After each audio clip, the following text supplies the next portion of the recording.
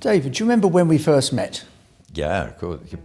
About 30 years ago, something like that. 33 years ago. 33 years ago on the Isle of Briar in the Isles of Scilly. And we were making a movie called When the Whales Came, from a Michael Moore Purgo story. Yeah, wonderful, wonderful. I was a fisherman. You were, and a very good one. You had a beard. I had a bit darker. A bit darker, but you still had a beard. And I did my mending of the nets. We became really good friends. Absolutely. And ever since. And it's lasted all this time. I know. Can you remember your first job as an acting stage manager? This was in Chester. It was in Chester in 1969. I took on small roles in plays at the same time as doing stage management work. I was such a bad stage manager, it's fair to say I got the sack quite early as a stage manager and became a full actor quite early on as well. So, David, what can audiences expect in this show? Well, I suppose basically about my early life and my early career from school right the way through to Poirot, the way my whole career developed. And there's some hilarious things that have happened to me when I was very young. And also a lot about my development of the role of Poirot, how I studied the books, how I studied the character, how I studied his psychology.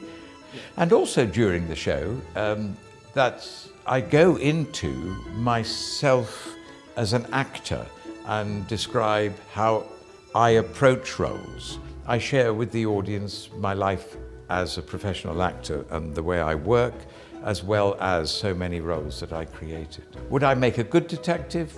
A better one than I would have done before I started Poirot. Because I tell you what he taught me, which I think is one of the great secrets of learning about people. He taught me to be a better listener.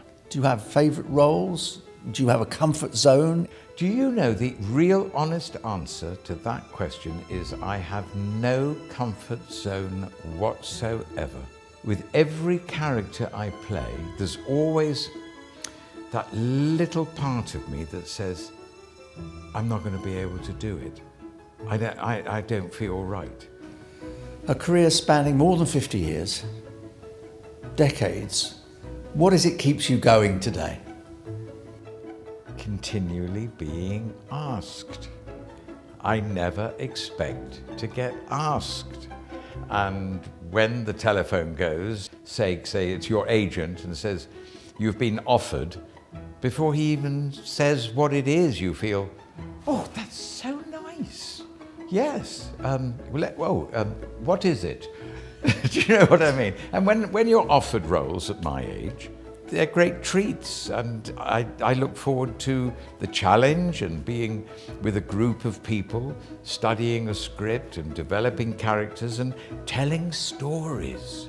I love it. I would say the same thing. It's an enormous privilege. It is a great privilege. I never take it for granted, and that's what keeps me going, the constant surprise.